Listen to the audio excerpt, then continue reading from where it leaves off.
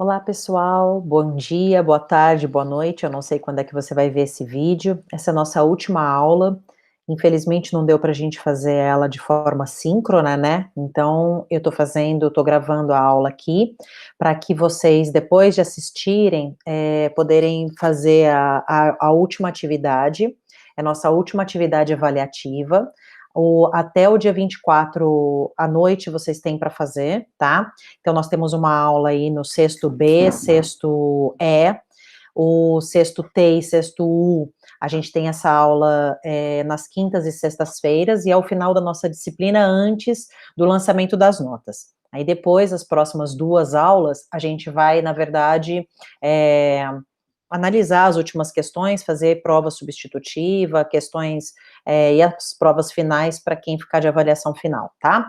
Então, hoje nosso encontro aqui é gravado, é para trabalhar a questão da propriedade intelectual, e eu queria falar com vocês a respeito da propriedade intelectual, várias coisas, mas, assim, queria, assim, muito embora a gente não vá fazer uma aula muito longa, eu queria fazer uma apresentação, um overview do que significa, então, a propriedade intelectual com vocês, e até já deixar para que vocês analisem essa questão da lógica, né, do raciocínio. Estou aqui com a minha cachorra que está querendo meu colo aqui do lado, para variar, né, ela está aqui assim, só para mostrar para vocês, estou na casa dos meus pais, gravando, ela está aqui na outra cadeira, mas de vez em quando, aquela tá agora desacorçoada, porque ela tá querendo colo e eu não tô deixando. E, então, assim, toda vez que a gente pensa na história da humanidade, e a história da humanidade começa quando o homem, o período histórico, né, a humanidade começa bem antes disso, mas a história, ela se divide no que é pré-história e depois a história. A pré-história já tem situações de criação humana, né? Vocês já estudaram a questão da técnica, o quanto o osso e o quanto o homem se distingue dos demais animais, justamente por ser aquele que utiliza de instrumentos para além do seu corpo físico, né? E às vezes, inclusive com esses instrumentos tendo sido elaborados para que esses instrumentos adquiram ali novas funções e tenham funções específicas.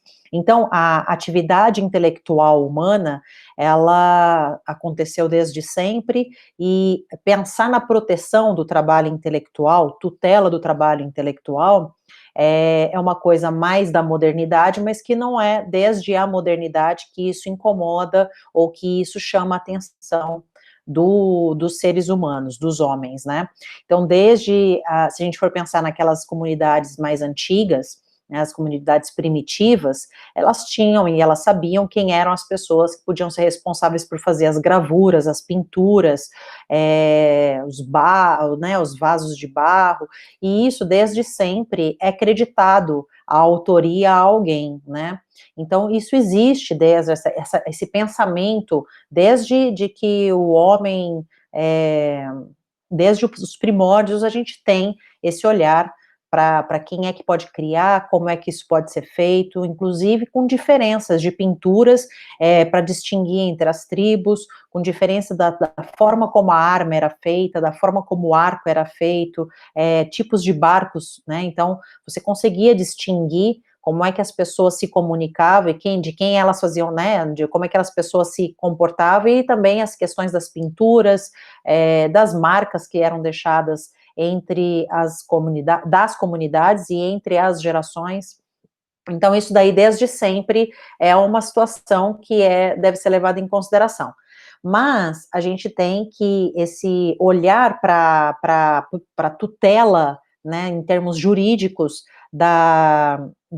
das proteções intelectuais, é uma coisa mais da atualidade, e principalmente após a Revolução Industrial.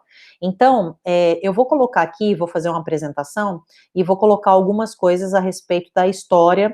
Então, começando, eu queria falar com vocês a respeito do site do IFAM.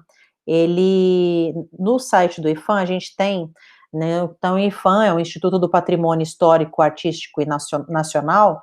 O IPHAN, ele tem um dicionário a respeito do patrimônio cultural. E dentro do dicionário do patrimônio cultural, foi feito pela Carla Bellas. A Carla é uma professora, é a professora responsável que dá aula no mestrado profissional do IPHAN. O IPHAN tem um mestrado, assim como o INPI também tem um mestrado, né, interdisciplinar e tudo mais, de proteção do patrimônio cultural. E aí, dentro desse mestrado profissional do IPHAN, eles fizeram algumas produções, e uma das produções é esse dicionário de patrimônio cultural. O verbete, propriedade intelectual, foi escrito por uma das professoras. Essa professora, ela tem um super currículo, aí, um currículo super alongado, mas é doutora, então, mestre e doutora. Ela tem doutorado em Ciências Sociais, Desenvolvimento e Agricultura da Sociedade, Agricultura e Sociedade, pela Universidade Federal Rural do Rio de Janeiro, e ela é doutora, então, desse mestrado profissional do IPHAN. E ela escreve, então, dentro do patrimônio histórico aqui, né, dentro desse site, ela fala desse verbete de propriedade intelectual, e eu queria colocar aqui, então, esses dois primeiros parágrafos dela, em que fala o seguinte: as primeiras regulamentações referentes aos direitos dos inventores têm origem no aumento das atividades produtivas e na intensificação das transações comerciais entre os séculos XV e XVI. Dentre essas regulamentações iniciais, uma das mais famosas é a concessão aos fabricantes do vidro da ilha Murano, na Itália, realizada pelo Estado de Veneza, em 1474.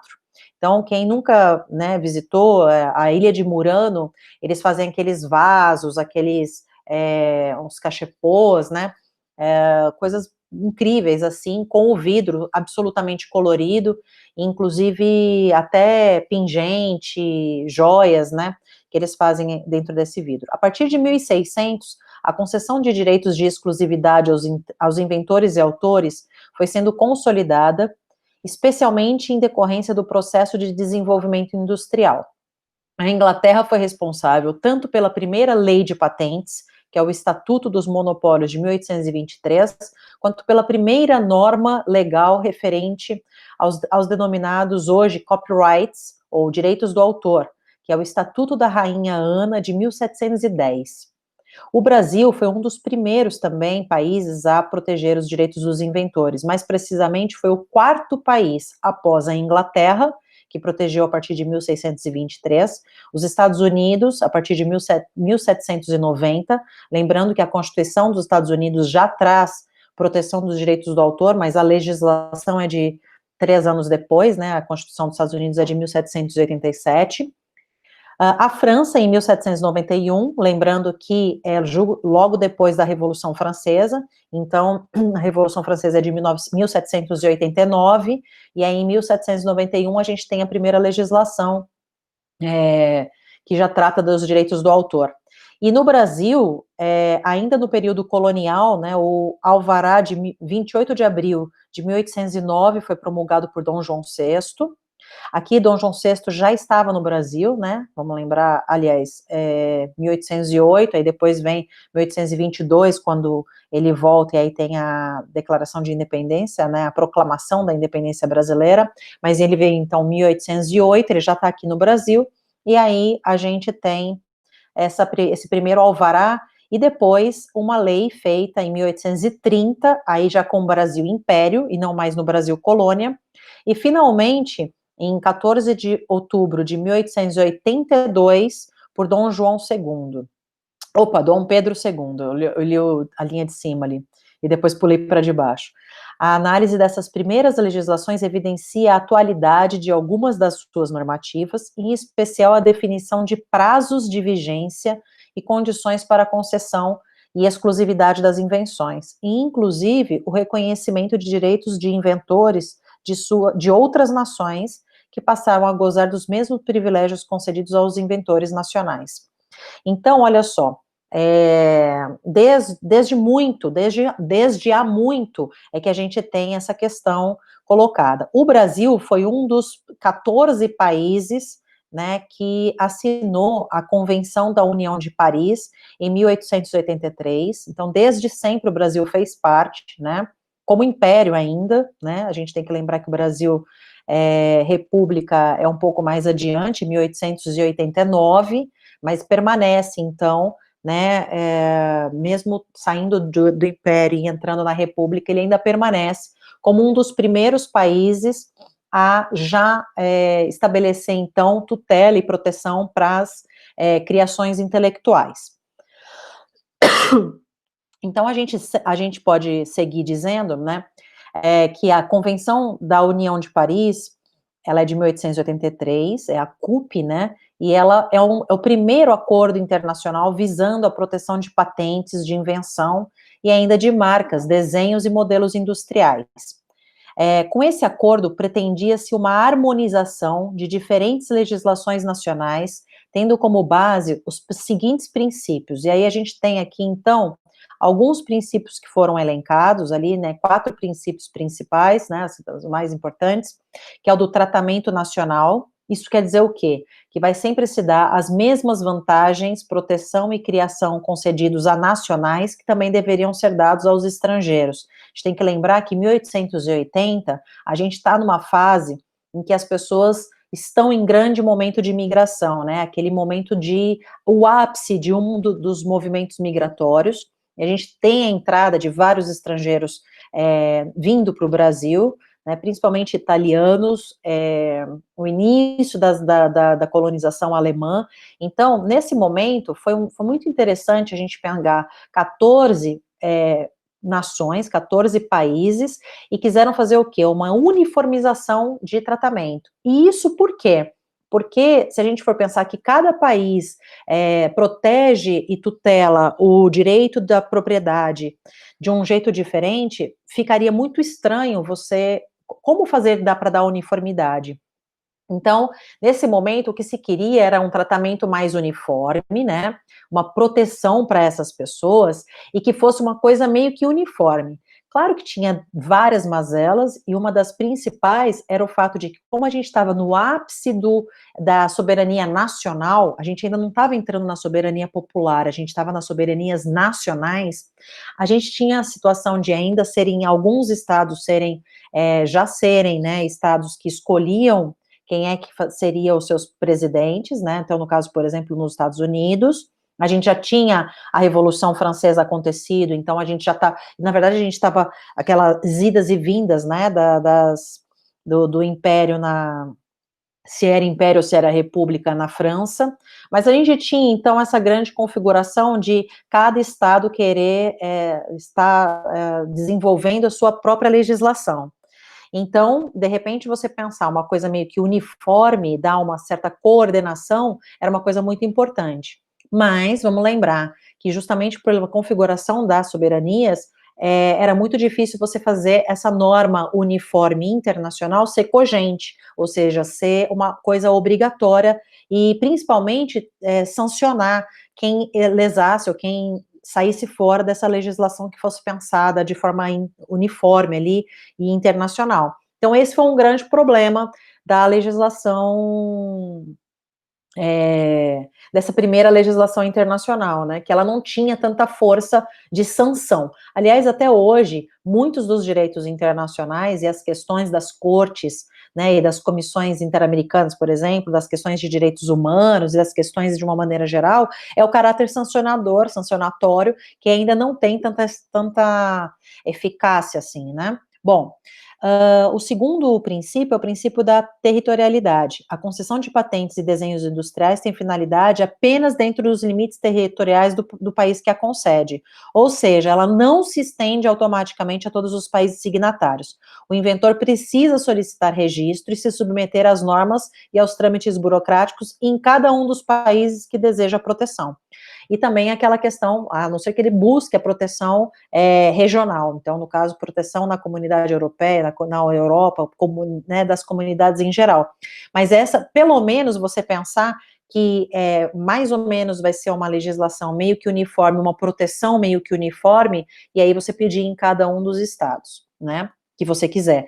E aí, como você tem o primeiro princípio valendo, aquele princípio do tratamento nacional, quando você está num país e pede proteção da sua propriedade intelectual no outro país, o tratamento que é dado para aquela pessoa, embora ela esteja fora, é um tratamento, né, do estrangeiro, ele goza a mesma capacidade de proteção do que a pessoa que está morando e que está dentro do país. Independência dos direitos. O que é isso? Os países têm a liberdade de adotar um arcabouço legal que favoreça o seu desenvolvimento científico-tecnológico, definindo normas próprias no que diz respeito aos prazos de vigência, causas de nulidade e caducidade da proteção, matérias patenteáveis, entre outros. Então, se de repente no Brasil é proibido patentear um tipo de, por exemplo, é proibido patentear plantas, né? A gente tem que, de repente, outros países podem ser patenteados, tanto plantas quanto organismos vivos podem ser patenteados em outros locais, e no Brasil não. Então, existe essa questão de independência aí entre os vários países. E o princípio 4 ali é da prioridade unionista. O que é isso? O depósito de patente ou desenho industrial em alguns dos países membros garante ao inventor o prazo de até 12 meses para efetuar a solicitação de proteção nos demais países de seu interesse. Então, atualmente a CUP tem 177, que quando ela fez o verbete eram 174, mas hoje são 177 países signatários, né, os quais se comprometem a cumprir e atualizar as normas desta convenção e todas as demais normas que foram feitas a partir de então. Então, a gente tem a Convenção de Berna, que foi feita 3 anos depois da Convenção de Paris, e a gente tem mais um monte de outras convenções que foram feitas logo em seguida. Então, vale interessante, é bem pequenininho o verbete, não é um verbete muito longo, mas ele vai falando dos acordos TRIPS, e fala também da questão, então, os acordos TRIPS, né, que seria o quê? Todas as situações relacionadas ao mercado e que tenham a ver com a proteção da propriedade intelectual, e, ao mesmo tempo, o surgimento da OMC. Então, dentro dessa visão geral ali, a OMC surge, então, depois, né, da Segunda Guerra Mundial, a gente tem o quê, então? A gente tem todo um arcabouço que foi desenhado para proteção de todas as atividades intelectivas, né, das criações intelectivas. E quais são as criações intelectivas que a gente tem hoje, né? Então, como é que funciona a nossa propriedade intelectual? Então, eu vou fechar aqui algumas das páginas e vou aqui colocar para a gente o slide para a gente começar. A propriedade intelectual, então, quando a gente fala propriedade intelectual, a gente tem que dividir em 3 grandes áreas. Então, a parte que se relaciona à propriedade industrial, e aí vai entrar as patentes, os desenhos industriais, as marcas e as indicações geográficas. Então, isso tudo tem a ver com a proteção de propriedades, as propriedades intelectivas, inventivas, que são muito mais voltadas para as questões das técnicas, tá? Então, são criações intelectuais que são aplicadas na indústria, muito mais voltadas para as questões das técnicas. Agora, com relação ao direito autoral, a gente vai ter, então, os direitos do autor, os chamados direitos conexos, e os programas de computador. Então, aqui a gente já vai entrar com aquela questão mais da invenção estética, né? Então, quando a gente já tem todas aquelas obras intelectuais mais protegidas pela lei de direitos autorais. Então, a gente vai ter uma lei de propriedade industrial e uma lei de direitos autorais. E a gente também vai ter outras leis para proteger coisas que são mais específicas, sui generis. Então, topografia de circuitos integrados, a questão das cultivares e dos conhecimentos tradicionais. Isso tudo é proteção da propriedade intelectual. Então, quando a gente vai fazer uma pós-graduação em direito intelectual, a gente vai ter que olhar cada uma dessas questões. Vai olhar como é que funciona a questão das patentes, como é que funciona a questão dos registros, né, das marcas, como é que funciona a questão dos desenhos industriais, tudo isso vai ser estudado, por exemplo, numa pós-graduação de propriedade intelectual ou numa matéria de graduação de propriedade intelectual. A nossa disciplina, a nossa grade curricular não tem essa matéria de propriedade intelectual, mas é possível que vocês possam estudar isso por meio de grupos de estudo e grupos de pesquisa que são feitos especificamente para trabalhar uma dessas áreas ou para trabalhar, por exemplo, a propriedade intelectual como um todo. Bom, então a propriedade intelectual, como a gente já falou, é um conjunto que engloba tanto propriedade industrial, direito autoral e proteções sui generis, né? E, então, é uma parte do direito que aborda a proteção conferida a todas as criações decorrentes do espírito criativo humano de caráter científico, literário, artístico ou industrial. E aí ela vai cuidar do quê? Ela vai cuidar, especificamente, ela vai ter algumas dimensões. Quais seriam as dimensões? O que ela pretende proteger e analisar? Ela pretende ver qual é o tipo de propriedade intelectual, então, né, se vai ser uma patente, se vai ser... Então, ela faz essa análise do escopo do direito a ser protegido, depois ela vai analisar a territorialidade, né, então, qual é o espaço geográfico em que esses titulares desses direitos de propriedade podem exercer a sua propriedade. Geralmente vai ser concedido dentro do território nacional para cada uma das legislações, né, qual é o espaço temporal. Então, qual é o prazo estabelecido, qual é o tempo para esses direitos que, né, que ele vai poder gozar, então, e explorar economicamente aquela propriedade, e geralmente com exclusividade. Então, dependendo do tipo, ele pode ser de 5, de 10 ou até de 20 anos. Em algum momento da história foi de 50 anos, né? E como é que isso também é passado, por exemplo, para os seus herdeiros. E trazer um pouco de segurança jurídica, né? Então, qual é a dimensão da propriedade intelectual? Garantir segurança jurídica, que seria, então, essa junção das outras três dimensões. Qual é o escopo, onde está valendo e por quanto tempo. Eu vou ler aqui para vocês, é o poder que o titular da proteção vai ter de impedir que outras pessoas utilizem, sem autorização, a sua criação, no tempo determinado, num espaço geográfico determinado. Então, é interessante por isso, né, para a gente analisar como é que isso funciona. E existe um ciclo virtuoso, eu ia falar vicioso, hein, gente, que horror. E existe um ciclo virtuoso do sistema de propriedade intelectual, né? Então, como é que é esse ciclo? Aquela bola de neve que vai gerando. Então, a geração de riquezas e disseminação de conhecimento, a questão da cultura e da tecnologia e a melhoria da qualidade de vida, a questão do fomento da criatividade e da inovação e o retorno econômico deste reconhecimento, tá? Então, o termo propriedade intelectual, como eu disse, ele aborda e abarca uma infinidade de propriedades, de direitos dessas pessoas que, de repente, criaram algo, tá? Então, a gente vai falar o quê? O que ele vai abarcar, por exemplo, a questão dos direitos autorais, né? Obras literárias, artísticas, científicas, interpretações dos artistas e dos intérpretes, que são os direitos conexos, né?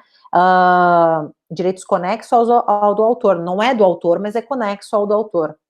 Execução de radiodifusão, como é que funcionam as invenções, as descobertas científicas, as descobertas, os novos designs que foram feitos. Então, o que é uma marca? A gente vai estudar, por exemplo, o que é uma marca industrial, o que é uma marca comercial, o que é um tipo de marca de serviço feito, né, e que foi desenhado e pensado. Quais são as questões das firmas comerciais, denominações comerciais, proteção contra a concorrência desleal, direitos inerentes à capacidade intelectual de domínio industrial, científico, literário. Então, tudo isso é olhado e analisado dentro desse grande mundo aí, que seria o mundo da propriedade intelectual. Então, a propriedade intelectual...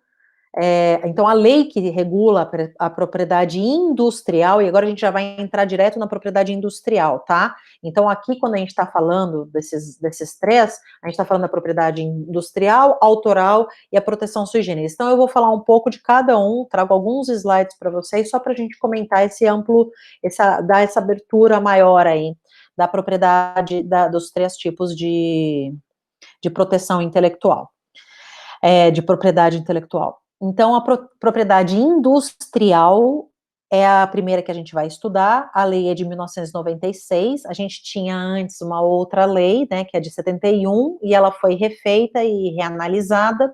Ela ficou algum tempo tramitando na Câmara, tá, dos Deputados e no Congresso de uma maneira geral, ela ficou por quase 5 anos. Quando saiu, ela saiu, assim, até meio que rápido, e muita gente criticou em algumas questões. A gente tem artigos sendo analisados hoje, tá? Então, a gente tem hoje até a questão de ação direta de inconstitucionalidade sendo analisada no Supremo, mas, de uma maneira geral, a propriedade intelectual, então, ela está prevista ali, no artigo, né, uma lei que é longa, uma lei grande, mas aqui a gente tem o artigo 2º que eu vou fazer a leitura para vocês. A proteção dos direitos relativos à propriedade industrial, considerado o seu interesse social e desenvolvimento tecnológico e econômico do país, efetua-se mediante.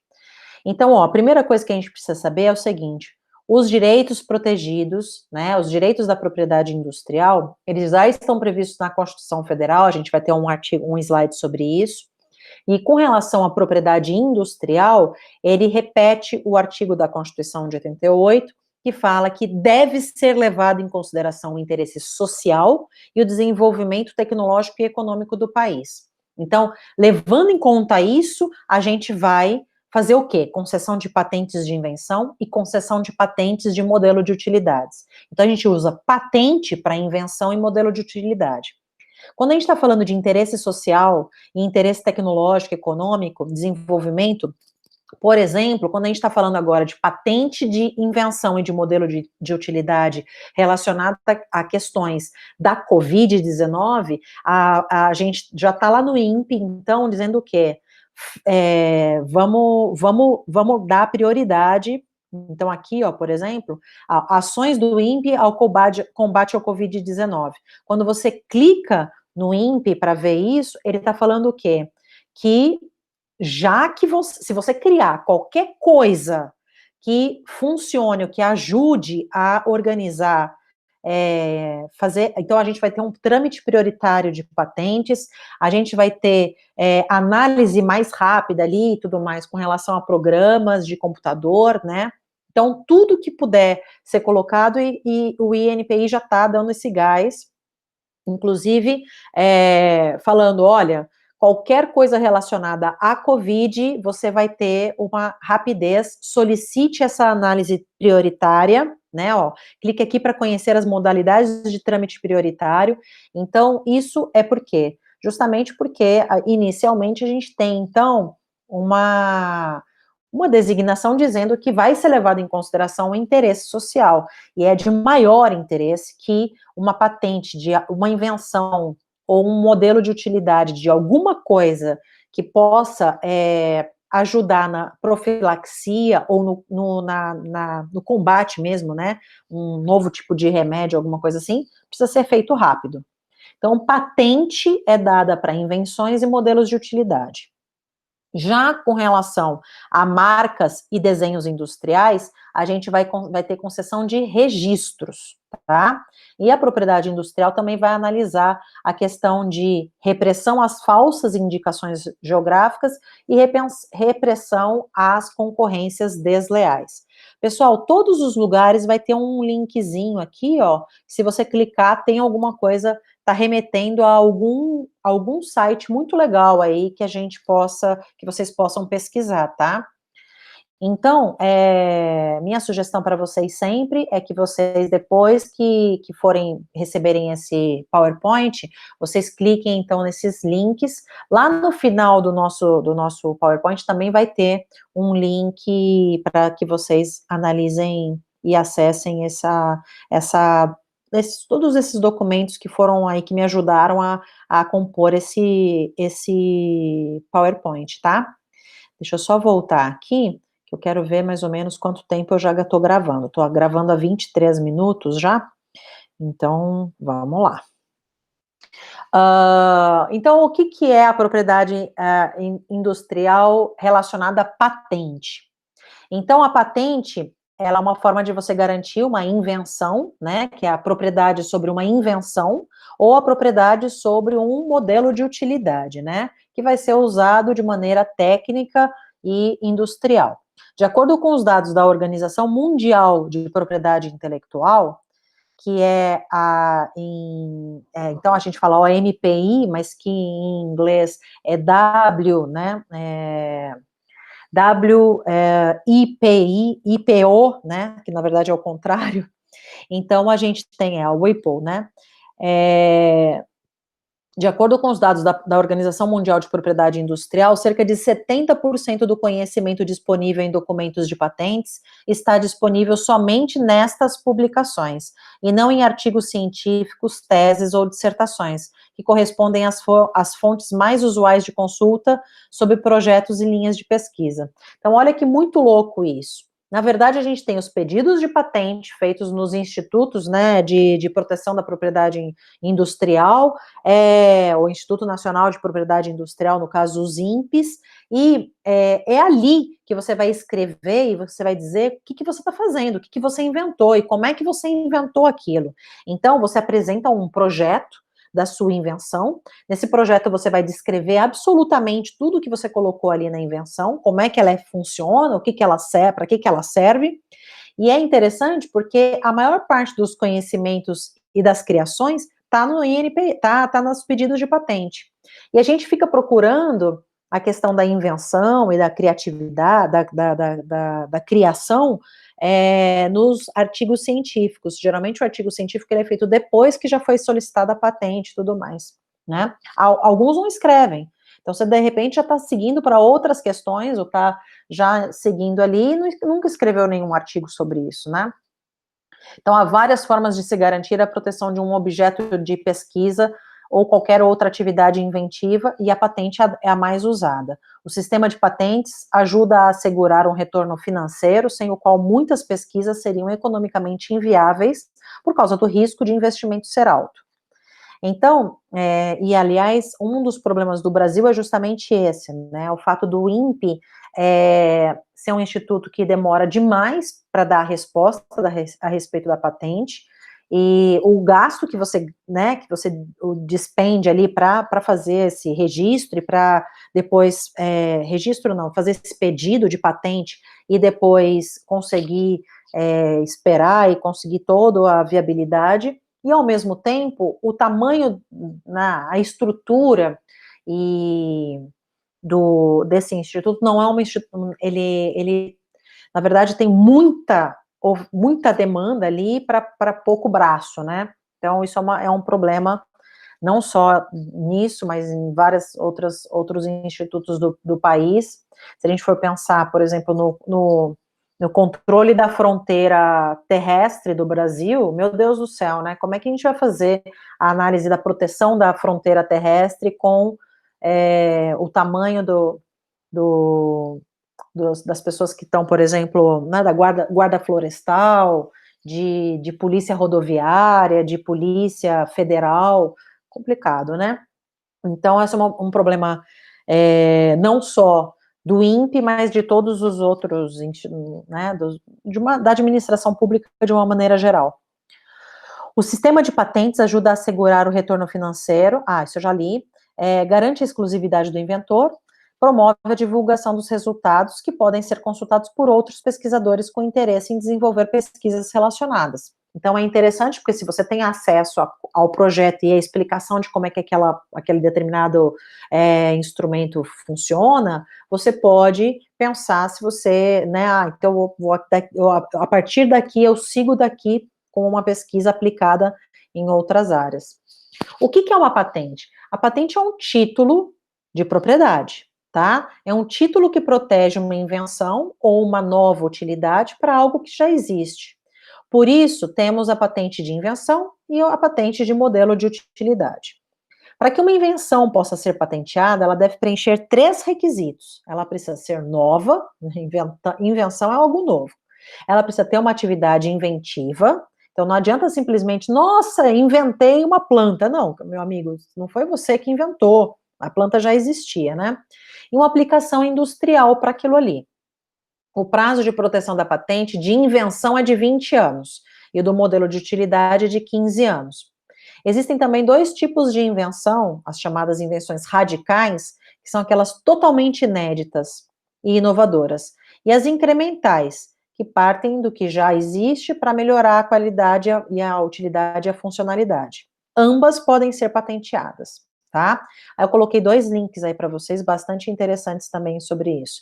Então, por exemplo, a pessoa conseguiu fazer com um novo material, ela conseguiu fazer uma máscara, de proteção mesmo ali, né? Agora, a máscara já foi inventada, né? Há muito tempo atrás, a gente já tem a invenção da máscara. Agora, daquela forma como foi feita, naquele modelo, daquele estilo, nunca teve nenhuma. Ou com aquele material não foi feito. Então, ali, a gente pode, de repente, verificar se aquele projeto é um projeto viável, né? Porque, de repente, é uma máscara com uma coisa que é inviável, de maneira a ser utilizada, né? Tem uma aplicação industrial. Mas se houver alguma, aqui a da invenção é a aplicação industrial, mas no caso do modelo de utilidades, precisa ver se pode ser replicável, né? E se for replicável e for possível, é possível que, de repente, com aquilo ali, a gente consiga uma patente de uma máscara para modelo de utilidade, né? Porque a máscara mesmo em si já foi inventada lá atrás. Então, como é que são as etapas, né, do pedido para fazer uma patente, né? O primeiro passo é fazer uma busca prévia lá no site do INPI. Então, você busca, você coloca patentes, tem até uma forma bem, assim, simples mesmo, de você clicar lá e colocar para ver se você consegue achar essa patente, né? Então, você faz uma busca prévia no consultor de patentes. Aí depois você faz o quê? Você faz uma redação e um depósito do pedido de patentes, né? Então você escreve o projeto para explicar como é que funciona, se você vê que tem essa possibilidade. O site ali, essa Malgueiro Campus, que é um site de advocacia, ela coloca, então, que se você não sabe fazer um projeto, a gente faz por você, por exemplo. Óbvio que essas pessoas, elas são especialistas em pedidos e tudo mais, tem sites especializados que fazem só isso, e tem escritórios de advocacia que fazem só isso, né? E são vários, é um grupo ali, né, com várias pessoas que ajudam nessa redação e tudo mais.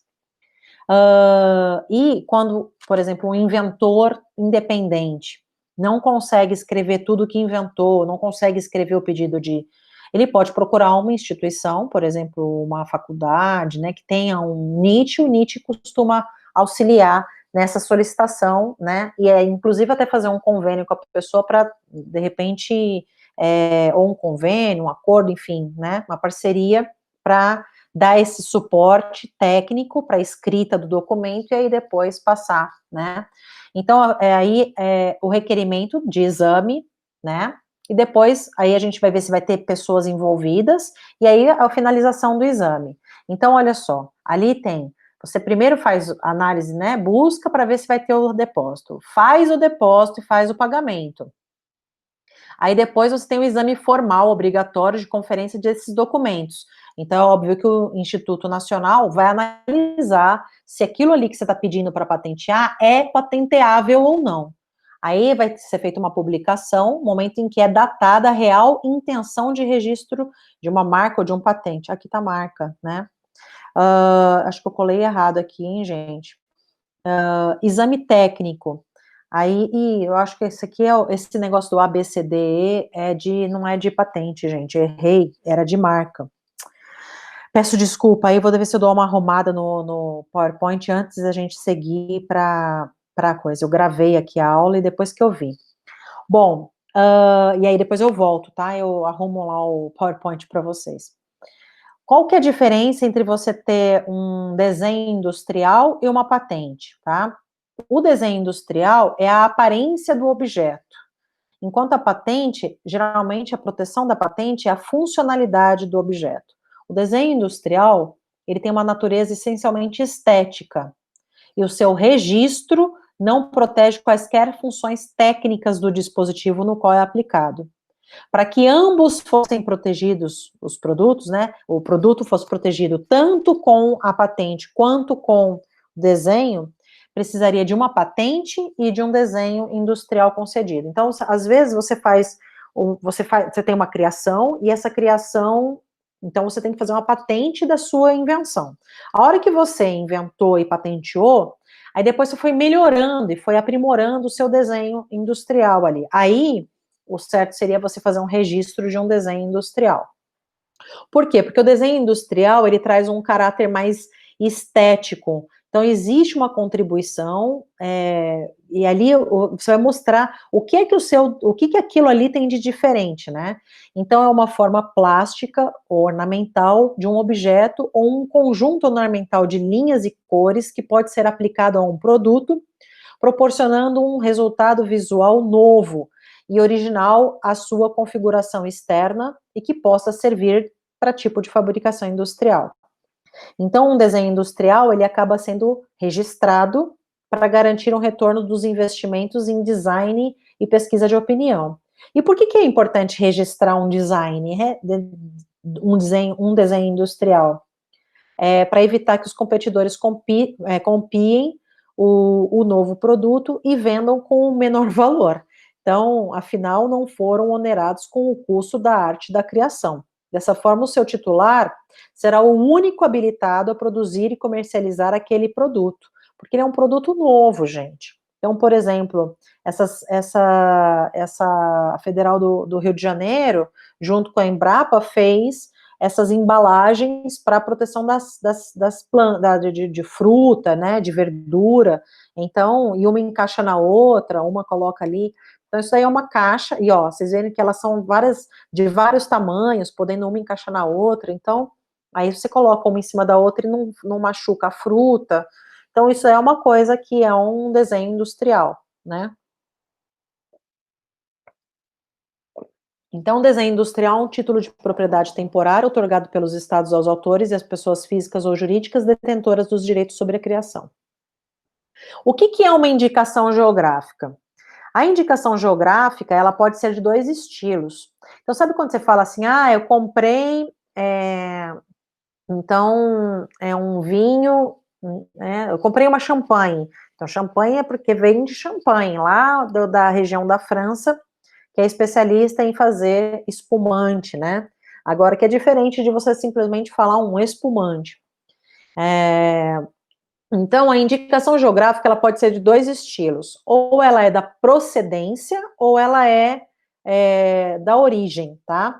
Então, ó, denominação de origem é o nome geográfico do país, cidade, região ou localidade de seu território que designe produto ou serviço cujas qualidades ou características se devam exclusiva e essencialmente ao meio geográfico, incluídos fatores naturais e humanos.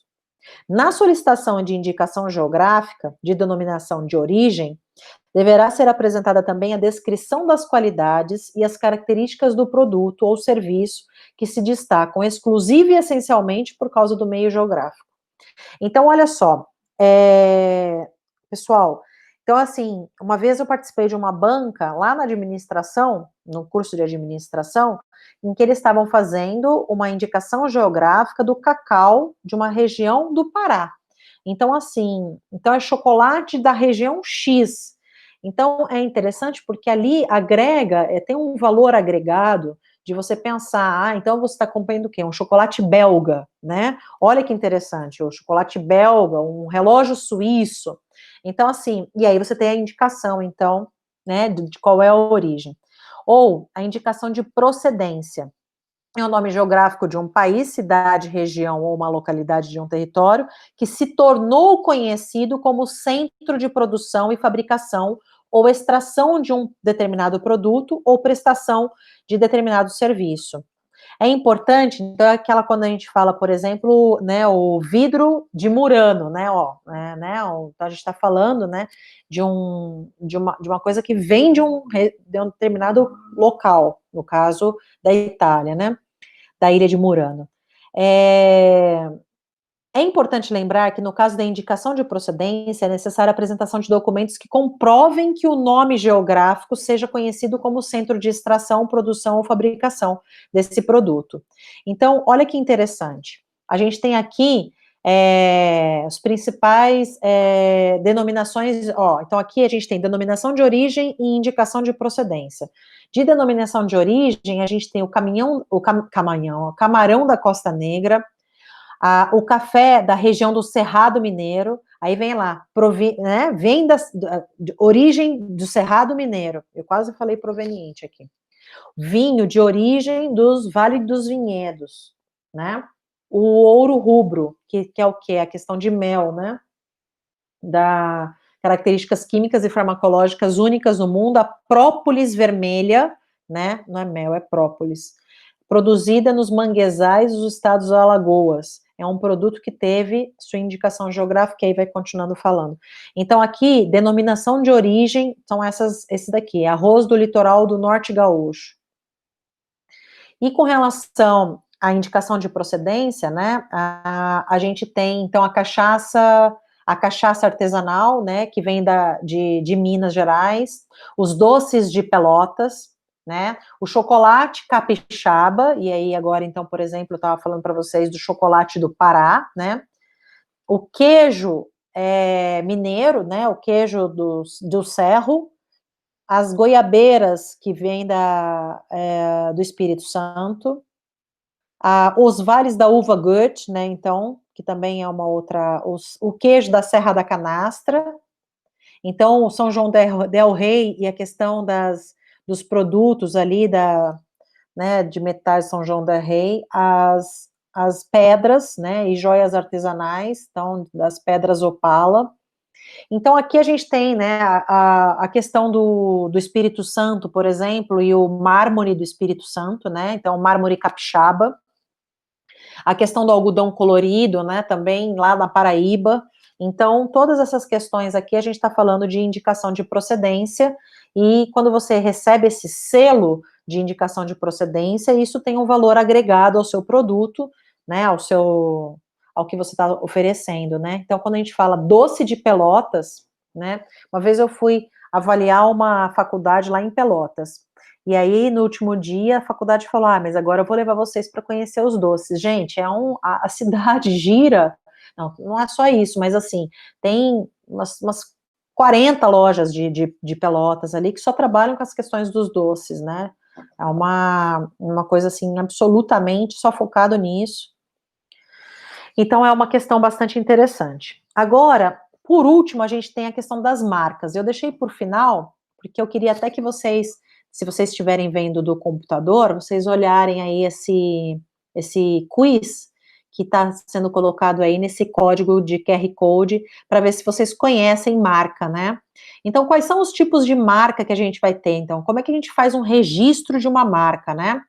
Então, antes da Revolução Industrial, as oficinas medievais já se ocupavam em fazer uma gravação dos seus símbolos, né, e sinais, dos produtos que eram comercializados, por exemplo, em prata, em tecido e tudo mais. Então, a gente tem um valor ali, né, também da marca registrada, né. No Brasil, se você fazer uma marca, para você conseguir registrar uma marca, ela tem que ter 3 condições básicas. Precisa ser um sinal ou uma expressão que deve ser um sinal visualmente perceptível. Então, e até depois eu vou colocar para vocês aí mais para adiante, questão a gente tem 5, eu esqueci o nome disso, é um negócio, 5, oh meu Deus, tato, olfato, 5, como é que chama isso? Esqueci, gente. A gente tem 5 formas de você, ai, que triste isso, a gente não né, percepção, sensação, eu não esqueci o nome desse nome, mas enfim, tato, olfato, paladar, né, visão e a audição. Então, a marca, nossa marca, e uma das questões das condições básicas é ela ser visualmente perceptível. Então, a gente não consegue colocar como marca um cheiro ou um gosto e nem um som, tá? A gente, infelizmente, no Brasil, outros lugares já tem possibilidade de você registrar um cheiro, registrar um som, né? Até a gente tem a situação da Globo, que queria registrar o plim-plim, e não é plim-plim, aquele sonzinho que a gente tem, e infelizmente ela não conseguiu registrar, então ela registrou perceptivelmente ali para ler Plim Plim. Então, a onomatopeia do Plim Plim, ela conseguiu registrar, mas ela não conseguiu registrar o som. O sinal ou a expressão deve ser distintivo do que já existe, então não pode ser uma coisa muito parecida com outra coisa que já existe. Tem que ser uma coisa que distinga das demais. O sinal ou a expressão não pode incidir com as proibições legais. Você não pode colocar nada que seja contrário ao bons costumes, né, e à contra-legislação. Então, é preciso que a marca seja depositada no INPI, mediante pedido acompanhado do comprovante de pagamento de taxa de depósito. É preciso que indique a classe correspondência e especifique os produtos ou serviços a que se destina a identificar. Então, por exemplo, você pode ter uma marca roda, para refrigerante, para canecas, para lâmpadas. Então, essa marca, né, esse desenho da roda ali e tal, pode ser para várias coisas diferentes. Agora, só vai ter uma coisa em cada uma das áreas. Você não pode ter uma marca, a mesma marca, ou uma marca com um nome, alguma coisa assim, para uma outra, para o mesmo, na mesma área, né, de cobertura. E seja requerida por alguém que, de forma lícita e efetiva, exerça atividades em relação aos produtos e serviços para a qual a marca foi pleiteada, com base no objeto social da sociedade ou da inscrição da pessoa física em órgão profissional de classe. Então, eu não saio aqui, eu não posso sair querendo fazer uma marca de coisa para dente se eu não sou dentista, sabe? Não, aí, porque aí fica muito, né, você acaba inviabilizando que uma pessoa que trabalha na área e que vá realmente exercer ali as atividades naquela questão, não possa fazer seu registro da marca, né? Como é que é feito o registro da marca? Meio parecido com o da patente, aí agora era ali que o ABC daquela outra folhinha lá. Você vai fazer uma busca de viabilidade lá no site do INPI, aí depois você vai fazer o pedido de depósito de registro, né, do registro, aí vai acontecer a publicação do seu registro e depois ele faz uma análise. E demora, hein, gente? É uma coisa que é bem demorada. Após aproximadamente 24 meses do depósito, o INPI vai examinar o seu pedido. Se o INPI deferir a marca, aí você vai pagar a taxa final do certificado, que será expedido com validade de 10 anos. Deve ser solicitada a prorrogação da marca a cada 10 anos, tá? Então, por exemplo, às vezes a gente tem uma marca ali que já faz 40 anos que é usada. Por exemplo, tá? Dorflex, que é aquele remédio, eu já falei Dorflex, vocês já pensaram na dor nas costas que vocês tomaram o remédio Dorflex. Aí tem um que chama Doraflex, o outro Novarflex, Doralgiflex.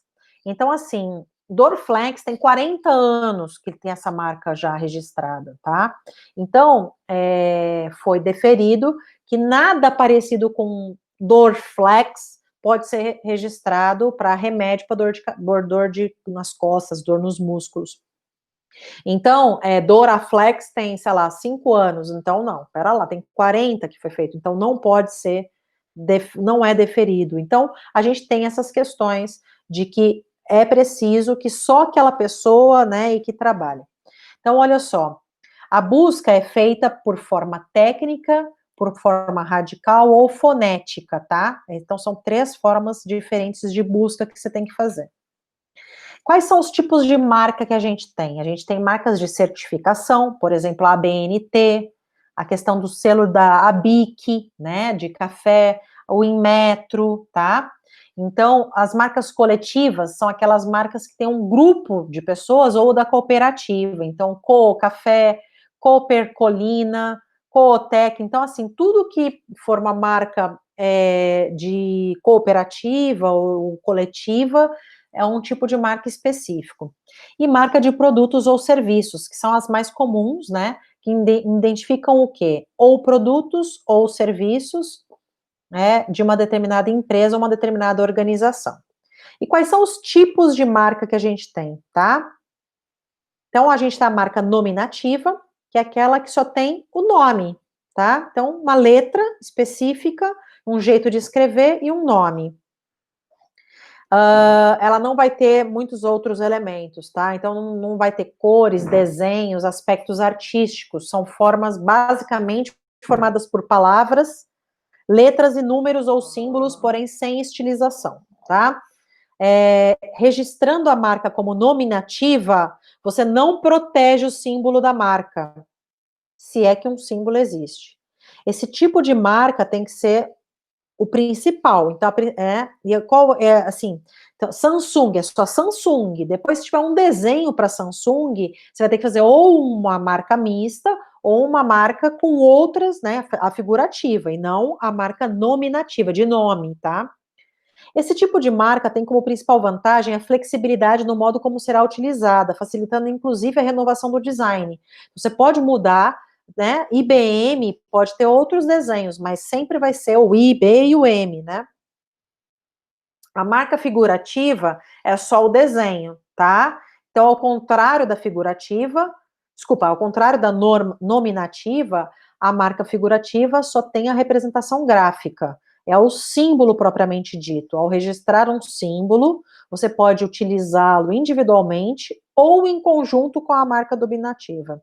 Mas é necessário realizar também a proteção do nome, registrando como marca nominativa no INPE. Então, olha só, não adianta a Puma escrever só Puma e depois registrar, entendeu? Ela vai ter que fazer os dois para fazer ligar o Lé com o Cré. E aí, o que você faz? Se você faz a junção, aí vira uma marca mista, tá? Então, aí, por exemplo, Toyota e o símbolo da Toyota, Mitsubishi, o símbolo da Mitsubishi, aquele Vzinho da Nike e o símbolo da Nike, né? Os M's do Mackenzie e o M do McDonald's. Então, aqui a gente tem uma marca mista. E a gente vai ter um desenho, a marca mista, ela vai ter esses dois elementos. E aí, o interessante é que você pode também fazer da marca mista, a nominativa e a figurativa. Agora, olha só, se você fizer só a figurativa, se você mudar o desenho, já era, perdeu a marca, tá? Então, é interessante fazer os três registros, tá? E a gente tem também as marcas tridimensionais, que eu tenho. Vamos ver se vocês conseguem descobrir quais são os achocolatados que a gente tem aí. São 2 achocolatados. Eu também coloquei 2. Droga, eu ia colocar 2 chocolates e 2 líquidos, né? 2 bebidas. Eu não vou falar do que se trata essa daqui, mas eu acho que vocês podem já imaginar, né? Então, aqui tinham 2 chocolates, um era redondinho, droga, mas eu não coloquei aqui nesse último PowerPoint, sei lá o que aconteceu, ficou lá guardado lá nas minhas coisas. E eu apaguei o desenho para que vocês não vissem quais eram as bebidas, nem qual era o achocolatado, mas espero que vocês tenham acertado aí. Quem não tiver na dúvida, dá uma procurada depois. Sinais sonoros só podem ser registrados? No Brasil, não. Mas em outros lugares houve o registro, tá? Então, aqui vocês têm já todas essas questões, né? Inclusive a questão da Globo, né? Que não conseguiu registrar o plim-plim no símbolo. Então, a Corte Europeia de Justiça registrou como sinal, né, perceptível, tal, julgou ali, entendeu que existe barulhos, né, que podem ser registrados, o grito do Tarzan também, né, que também é uma coisa que pode ser registrada, né, e aí a gente tem vários sons que a gente fecha o olho, lembra do som, e isso não pode ser registrado no Brasil. Isso no futuro é possível que se vá chegar nisso. Bom, e agora então, gente, terminamos a parte relacionada à propriedade industrial, a gente entra no direito do autor. O direito do autor, ele é muito mais, como eu posso dizer, ele é mais amplo do que o direito de propriedade industrial, porque aqui a gente está trabalhando também as questões estéticas, mas a gente também trabalha com a questão das emoções de quem criou aquilo, tá? Então, o direito do autor é um direito personalíssimo, exclusivo do autor, que se constitui em um direito moral e um direito material, tá? O direito moral é o direito de criação, a sensação é a relação entre eles, né, entre o autor e sua obra. E o direito patrimonial é o direito pecuniário que deriva dessa criação. está definido por vários tratados e convenções, a principal delas é a Convenção de Berna, tá? E aqui, então, o Brasil só, embora tenha assinado a Convenção de Berna muito lá atrás, né, muitos anos atrás, só no ano passado é que acabou fazendo essa colocada, né, então, da Convenção de Berna, na ordem jurídica brasileira. Mas vocês já devem ter visto em direito internacional que, na verdade, a gente tem ali um soft law e um hard law, né? O soft law é aquela coisa que, pelo costume jurídico, você já segue, então é um tratado que foi assinado muito tempo atrás, mas que que já foi incorporado agora na ordem jurídica brasileira, então tem essa função mais forte ainda. Quem é o autor? Então, direito do autor, ali eu falei qual era o direito, agora eu vou falar quem é o autor. Autor é uma pessoa física que cria uma obra literária, artística, científica, identificada por meio do seu nome civil, seja ele completo ou abreviado, ou pelas suas iniciais, ou pseudônimo, ou qualquer outro tipo de sinal convencional. Então, se você fizer ali criar um pseudônimo e a partir dali começar a criar coisas, aquele pseudônimo é que vai ser o autor da obra e, na verdade, você tendo o direito à utilização do pseudônimo e dos direitos autorais decorrentes do que você fez. Vale lembrar, portanto, que o autor é a pessoa que adapta, traduz, arranja ou orquestra uma obra em domínio público, não podendo opor-se a outra adaptação, orquestração ou tradução somente se for cópia da sua. Então, se de repente houver uma cópia, você pode se opor a ela e falar, olha, não quero que vocês paguem direito autoral para mim. Agora, se houver uma absoluta inovação ali daquela obra, aí não faz parte da sua, né, no caso. Como é que você faz o registro e a averbação dos direitos autorais, né? Então, você faz uma certidão de registro, você pode, por exemplo, colocar isso na Biblioteca Nacional, né? É um dos locais que você vai fazer esse registro, né? E aí, o que você vai ter? Você vai ter uma certidão de registro, tá? Então, o usuário encaminha sua obra intelectual anexada ao requerimento do registro, ou averbação, para que seja depositada e registrada. Então, vai sair uma certidão de registro, igual o seu registro. Quando você, de repente, mudou de nome, ou você se casa, vai fazer uma averbação dentro do registro, tá? E o que é a averbação? A averbação é realizada quando uma obra com registro anterior é encaminhada para alteração de conteúdo, título, titularidade dos direitos autorais patrimoniais ou de dados da sua publicação. Então, se você mudar alguma coisa dentro dessa obra, vai ser feita uma averbação nesse seu registro. O direito moral é diferente do direito patrimonial do autor, tá? O aspecto moral do direito autoral garante ao criador do direito ter seu nome impresso na obra, respeitando a integridade dela, bem como assegura os direitos de modificá-la ou mesmo proibir sua veiculação. É um direito inalienável e irrenunciável. Você não pode abrir mão desse direito, porque ele é um direito moral, ele não é patrimonial. Você só pode, né, abrir mão de direitos patrimoniais nesse caso. O direito patrimonial do autor regula as relações jurídicas da utilização econômica das obras intelectuais. Este pode ser negociado. Então, olha que muito interessante. E que a professora Maria Rita trabalha bem essas questões, né? O tatuador faz uma tatuagem, um super desenho na pele da pessoa. Ali, naquele momento, se a pessoa que usa, né, a criação do tatuador na sua própria pele, ela sai usando por ali. De repente, passam uns anos, ela vai lá e pinta e muda a tatuagem. Isso é um grande problema, porque, na verdade, ali, o aspecto moral do direito autoral do tatuador ainda não foi apagado, gente. Patrimonialmente, sim, mas moralmente não. Então, isso é um problema que ainda não tem uma solução muito certa, né, dentro da ordem jurídica. Um determinado arquiteto fez uma obra arquitetônica, construiu uma casa, e essa casa, a fachada da casa, está voltada para a rua, então as pessoas conseguem passar lá e ver a casa, tá? Só que ela sabe de quem é que é aquele arquiteto, porque tem essa obra foi feita pelo arquiteto fulaninho. Só que mora gente na casa. Então, essa pessoa que mora na casa e que construiu a casa, que é a proprietária da casa, é dona do resultado dessa criação, né, desse autor, que é esse arquiteto. Aí o que acontece?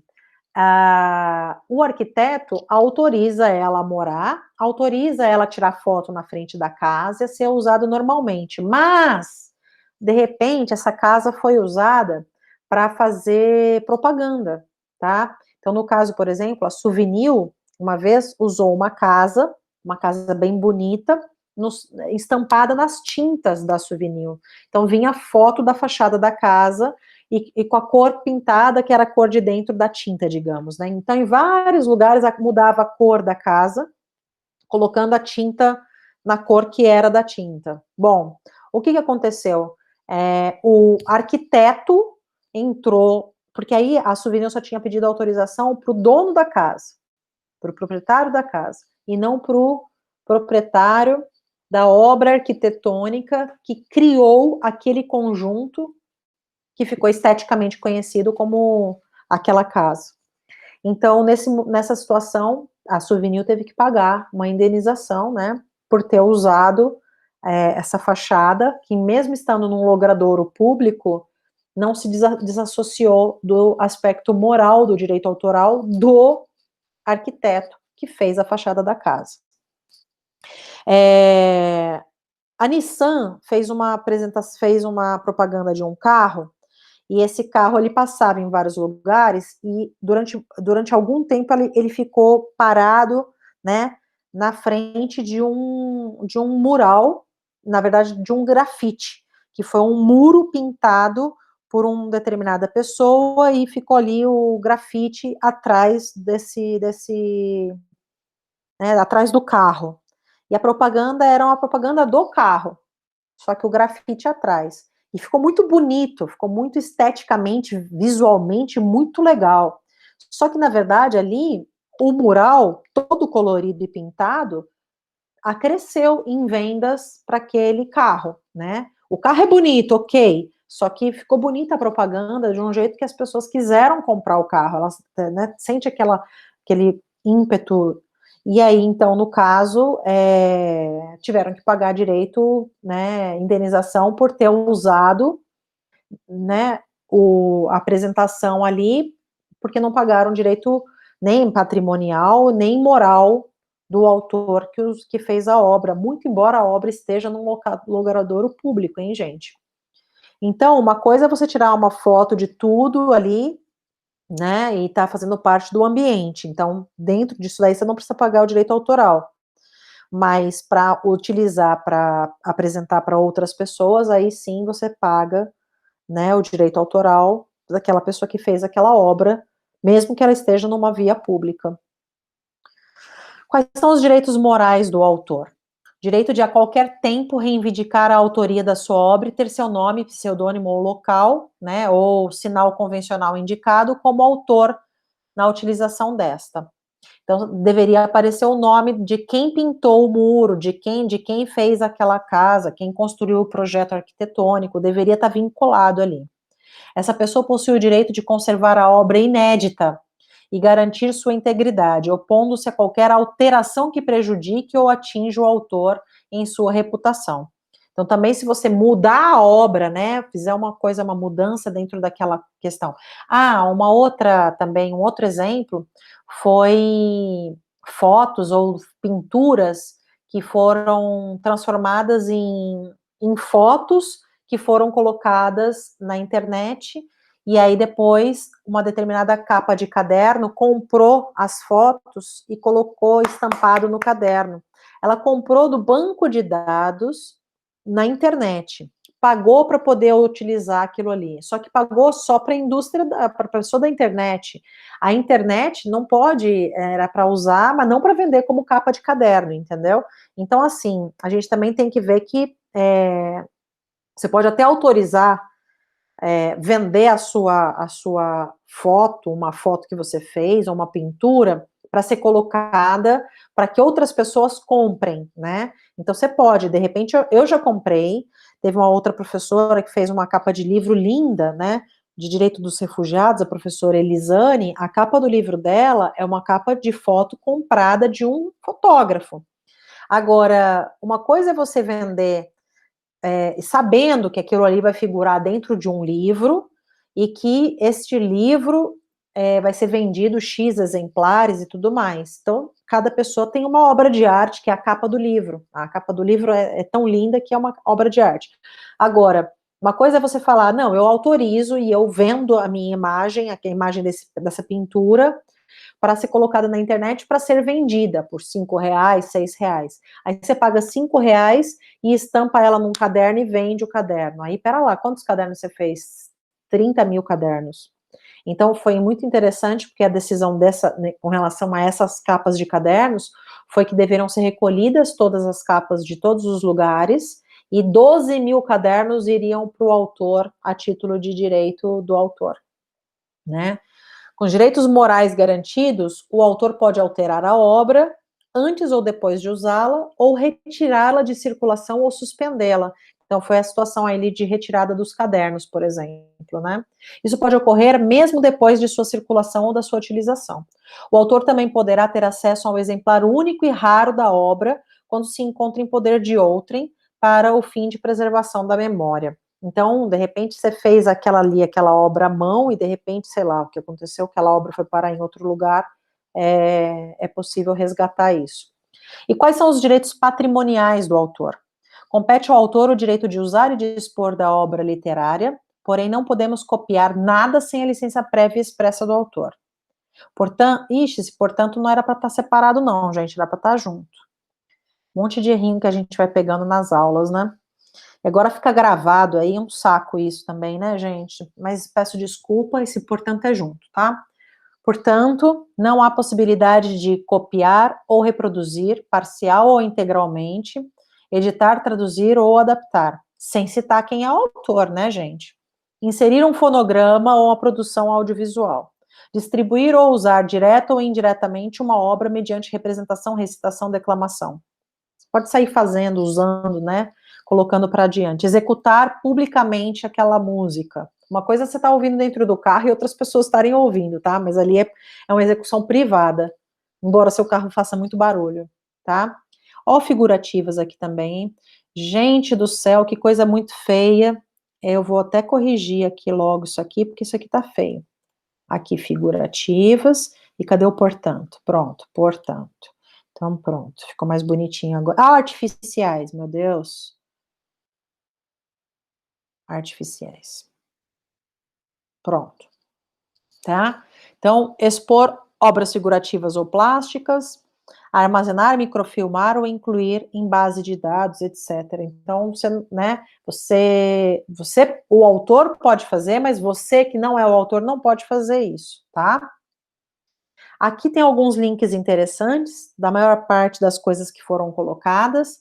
Aqui, esse link da Juruá, ele é isso aqui, gente. Então, é um dicionário de propriedade intelectual, que tem 400 verbetes, e o legal da Juruá, toda ela, tá, gente, é que ela coloca assim, visualização gratuita de várias páginas, tá? Então, de repente, aqui a gente já vai olhando, a gente vai colocar, por exemplo, quais são, ó, todas as páginas, né, os verbetes, com o sumário. Então, de repente, você vai ter lá a carta patente, aí você vai para a carta patente. Se essa página será recarregada automaticamente na página inicial do livro. Droga. Vai voltar para a página 1.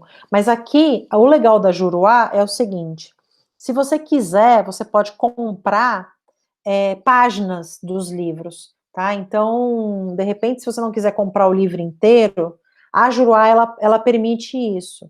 Ela permite você comprar o livro inteiro, ela permite você folhear algumas páginas e ela permite você fazer compras de páginas separadamente.